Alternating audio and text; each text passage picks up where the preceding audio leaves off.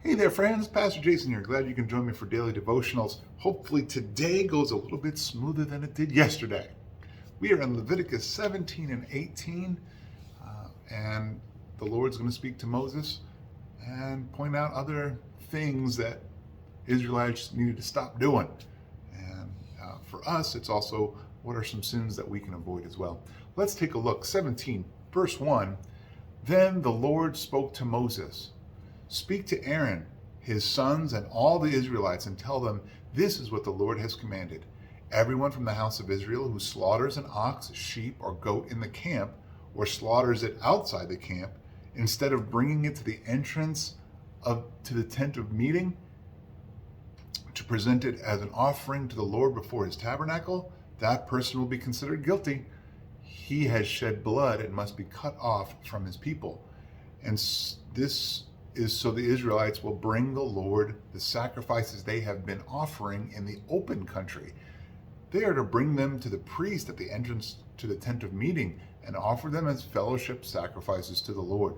The priest will then sprinkle the blood on the Lord's altar at the entrance to the tent of meeting and burn the fat as a pleasing aroma to the Lord. They must no longer offer their sacrifices to the goat demons that they have prostituted themselves with. This will be a permanent statute for them throughout their generations.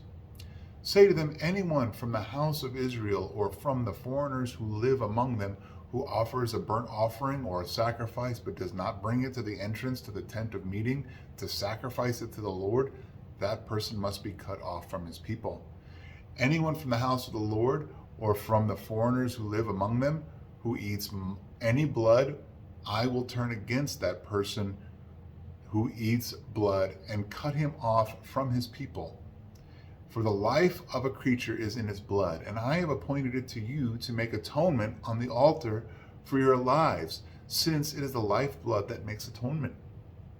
Therefore, I say to the Israelites, none of you and no foreigner who lives among you may eat blood. Any Israelite or foreigner living among them who hunts down a wild animal or bird that may be eaten must drain its blood and cover it with dirt.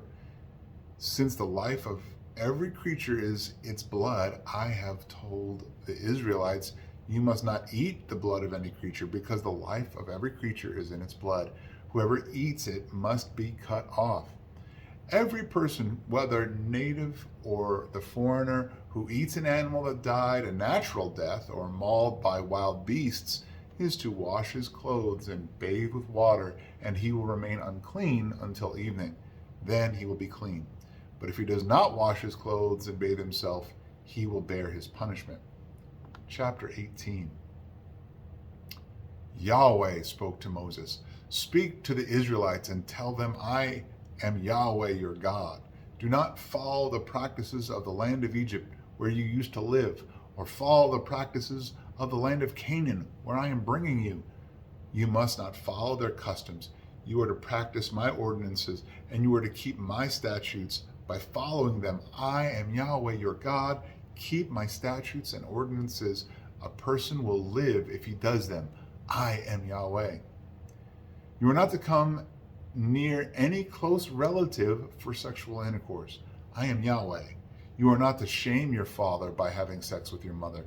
She is your mother. You must not have sexual intercourse with her. You are not to have sex with your father's wife. It will shame your father. You are not to have sexual intercourse with your sister, either your father's daughter or your mother's, whether born at home or born elsewhere. You are not to have sex with her. You are not to have sexual intercourse with your son's daughter or your daughter's daughter, because it will shame your family. You are not to have sexual intercourse with your father's wife's daughter, who is adopted by your father. She is your sister. You are not to have sexual intercourse with your father's sister. She is your father's close relative. You are not to have sexual intercourse with your mother's sister, for she is your mother's close relative. You are not to shame your father's brother by coming near his wife to have sexual intercourse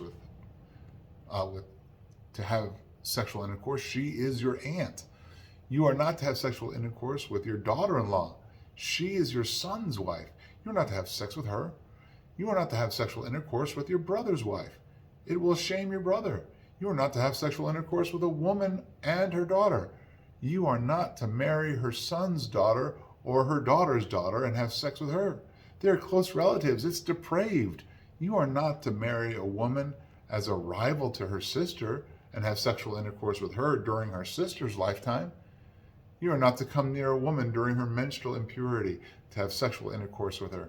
You are not to have sexual intercourse with your neighbor's wife, defiling yourself with her. You're not to make any of your children pass through the fire of Molech. Do not profane the name of your God. I am Yahweh. You're not to sleep with a man as with a woman. It is detestable. You are not to have sexual intercourse with any animal, defiling yourself with it. A woman is not to present herself to an animal to mate with it. It is a perversion. Do not defile yourselves by any of these practices, for the nations I am driving out before you have defiled themselves by all these things. The land has become defiled, so I am punishing it for its sin, and the land will vomit out its inhabitants.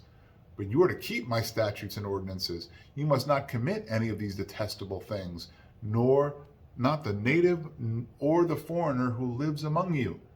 For the men who were in the land prior to you have committed these detestable things, and the land has become defiled. If you defile the land, it will vomit you out, as it has vomited out the nations that were before you. Any person who does any of these detestable practices must be cut off from his people. You must keep my instruction to not do any of these detestable customs that were practiced before you, so that you do not defile yourselves by them. I am Yahweh your God. Okay, so chapter 17, speaking clearly to the sacrifices that really are meant for God. In past practice, before this moment, it was acceptable for people to make altars and out in the wilderness and make sacrifices to honor the Lord. And now the Lord's saying, okay, that time is over. Bring it all in. Bring it to the tent of meeting. Let the priests do what I have commanded the priests to do. And that's where you got the whole goat demon thing, because clearly that freedom was being abused out in the open wild.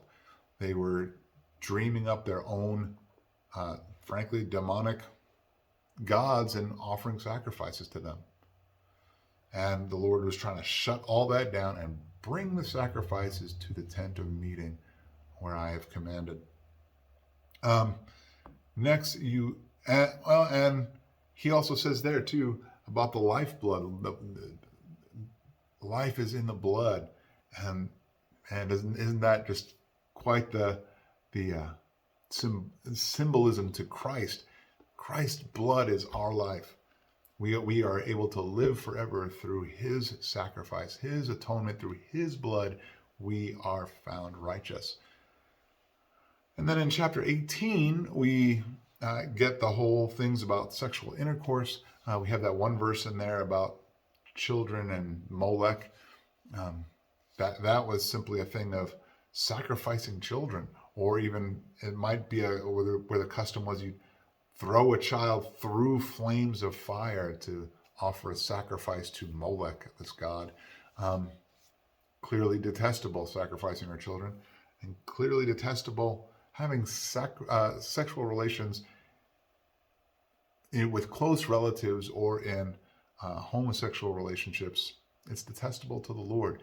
And what is the main thrust here of chapter 18?